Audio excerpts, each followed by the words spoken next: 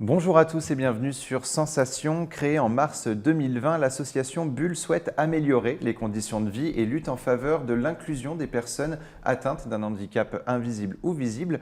Pour en parler avec nous, je reçois aujourd'hui Marie Fayolle, coordinatrice du pôle médiation animale au sein de l'association. Bonjour. Bonjour. Alors en février dernier, nous vous avons déjà reçu dans nos studios pour présenter votre association. Pouvez-vous nous rappeler les objectifs et missions de l'association Bulle?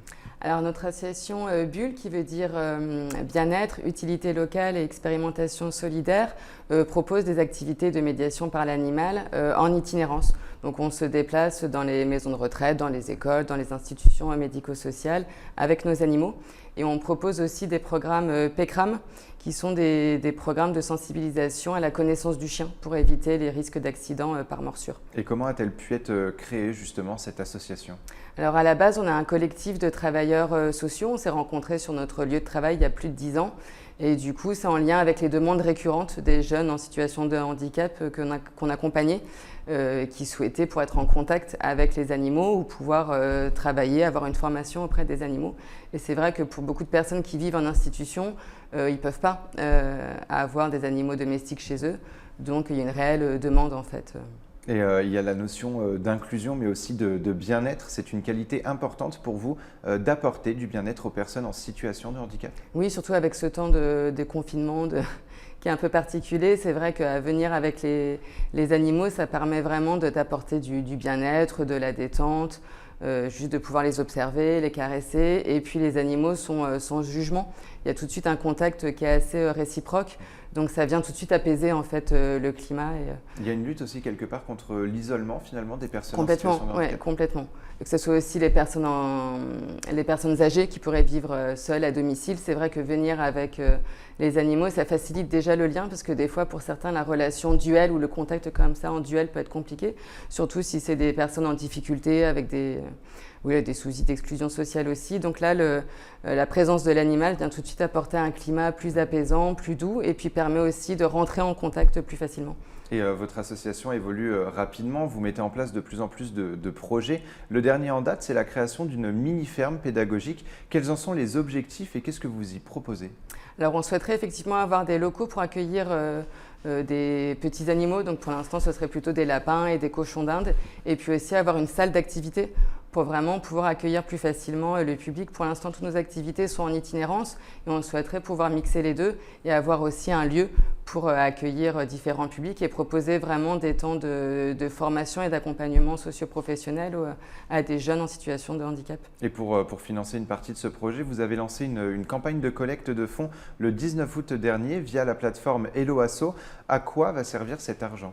Alors cet argent, il va servir à financer du matériel adapté pour des personnes en situation de handicap ou des personnes âgées, et puis aussi tout le matériel en lien avec le soin des animaux, et aussi des pelles, des râteaux, des choses pour pouvoir entretenir vraiment le lieu et les locaux. Et il y a plus de 50% de l'objectif de la cagnotte qui a été récolté pour le moment. Est-ce qu'on peut espérer que l'objectif sera atteint avant la fin? Et on espère. Pour l'instant, c'est vraiment bien parti. On a vraiment été très touchés et ravis de voir à quel point il y a eu un engouement et ça a été assez rapide. On ne pensait pas qu'il y ait aussi rapidement plus de 50% de la cagnotte atteint. Donc, on croise les doigts, il reste encore un mois. Et alors justement, comment on peut faire pour faire un don à votre association? Alors, on peut soit envoyer un chèque au siège social qui est à Boissy-sous-Saintion, ou soit on peut aller directement sur la plateforme Hello Asso et on nous trouve, notre campagne s'appelle « Mettez la main à la pâte » pour une mini-ferme pédagogique ou en tapant le nom de notre association Bulle, ça renvoie un lien, on peut faire directement un don en ligne. Et pour mener à bien votre projet, vous pouvez également compter sur le soutien de la mairie de Boissy-sous-Saintion, là où se situera la mini-ferme pédagogique. Les acteurs et élus locaux sont essentiels aussi dans vos différentes missions? Oui, c'est important parce ils ont été tout de suite réceptifs à notre proposition. Et puis c'est important parce que vraiment on veut pas travailler seul. Nous, ce qui nous intéresse, c'est les rencontres, c'est le contact social, que ce soit avec des personnes en situation de handicap ou tout à chacun, tout habitant du territoire. Donc avoir le soutien de la mairie et travailler avec eux aussi pour voir quels sont les constats qu'ils auraient pu faire aussi et qu'on vraiment travaille en lien, quoi. Et justement, en pleine période de crise sanitaire, parce que je le rappelle, votre association a été créée en mars 2020. Le mois du confinement. Voilà, est-ce que ça n'a pas été un peu compliqué? Est-ce que vous avez connu des difficultés, notamment peut-être pour trouver des acteurs locaux pour vous aider? Alors ça a été compliqué effectivement pour trouver des entreprises ou des entrepreneurs qui nous accompagnent dans l'élaboration et puis la construction vraiment de la mini-ferme pédagogique. On sait que c'est un projet un peu insolite et du coup on ne trouve pas des entreprises qui proposent clé en main ce genre de locaux et du coup on en profite pour faire un appel aux entrepreneurs de l'Essonne ou de l'Île-de-France qui seraient intéressés. On souhaiterait avoir des volières en fait et puis un local type un grand chalet en bois qui soit assez joli et qui ne vienne pas dénaturer non plus le lieu où on a prévu d'implanter la ferme. Eh ben, on va imaginer justement qu'il y a un entrepreneur qui nous écoute, qui nous regarde. Qu'est-ce que vous lui demandez justement à cet entrepreneur? Qu'est-ce que ce dont vous avez besoin finalement? Mais nous, on a déjà conçu un peu un plan, on a une idée à peu près comment on souhaiterait que la ferme soit conçue. Après, ce n'est pas notre métier, donc on a besoin aussi de conseils, de nous dire si c'est possible et puis après vraiment de nous aider à faire les plans et puis à construire le locaux, sachant qu'on aimerait bien aussi que ça soit, qu'il y ait un maître d'œuvre et puis qu'on puisse nous aussi mettre la main à la pâte et que des bénévoles ou des personnes de Boissy-sous-Saint-Saëns, des alentours, viennent aussi et participent à un chantier collaboratif pour vraiment créer ce lieu. Alors justement, quels sont les points positifs de la médiation par l'animal? Alors la médiation par l'animal, c'est vraiment l'idée, c'est d'apporter du bien-être et puis d'améliorer la qualité de vie des bénéficiaires grâce à la présence des animaux qui sont des animaux spécifiquement éduqués pour ces activités-là, pour ces actions-là et qui viennent faire tiers dans une relation duelle qui des fois peut être compliquée et qui viennent aussi par leur présence, par le fait que ce soit des animaux qui ont des émotions. On peut faire aussi du lien avec ce que on ressent aussi nous-mêmes en tant qu'êtres humains et puis ça facilite la communication et le lien en général. En 2020, il y avait un réel besoin pour vous de proposer des services d'inclusion sociale pour les personnes en situation de handicap? Et pour nous, il y a une réelle demande du contact avec les animaux et puis avec le contexte qu'on a connu là en 2020, c'est vrai que ça crée aussi de l'isolement, du repli sur soi. Donc là, pouvoir rencontrer et puis effectivement prendre du temps avec les animaux, prendre du temps avec les animaux et puis faire des rencontres et puis se découvrir et s'apaiser un peu, ça nous paraissait d'autant plus important. Pourquoi les animaux? Parce qu'il y a cette notion justement où ils ne nous jugent pas? Complètement, c'est le fait qu'ils tout de suite ils sont réciproques au niveau du contact et puis effectivement ils sont sans jugement. Et pour des personnes qui sont en difficulté sociale ou en situation de handicap, c'est quelque chose de très important puisque souvent on peut être jugé sur l'apparence ou sur des difficultés ou sur une réussite scolaire ou professionnelle.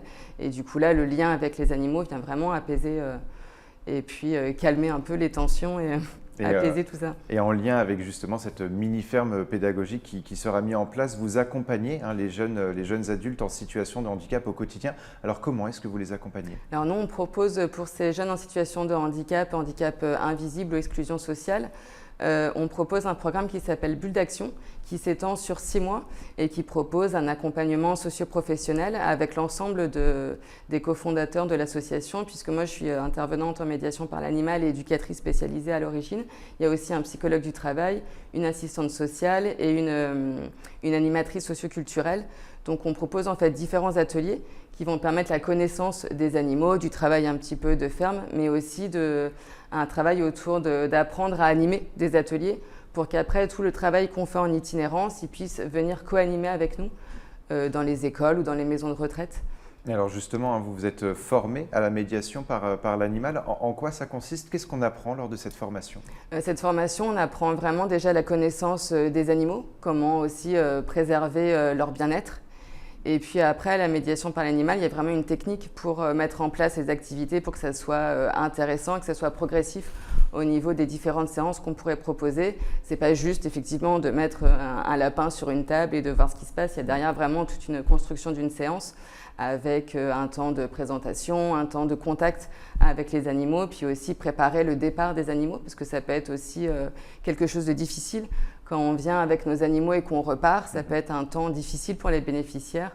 Donc tout ça, ça se prépare en montrant qu'effectivement, on va revenir, qu'on peut faire des choses en attendant pour penser aux animaux, pour faire des photos ou pour apprendre aussi à mieux les connaître. Et pour plus d'informations, on peut suivre toute votre actualité sur votre page Facebook Bulle Médiation Animale. Merci beaucoup, Marie Et Fayol, on d'avoir a été avec aussi un site maintenant qu'on a. Ah, donnez-le nous. Bulle.fr, donc BULES.fr. Parfait, merci beaucoup, De Marie rien, Fayol, merci à d'avoir vous. été avec nous sur Sensation. Et pour revoir ou réécouter cette émission, rendez-vous sur notre site et application Radio Sensation.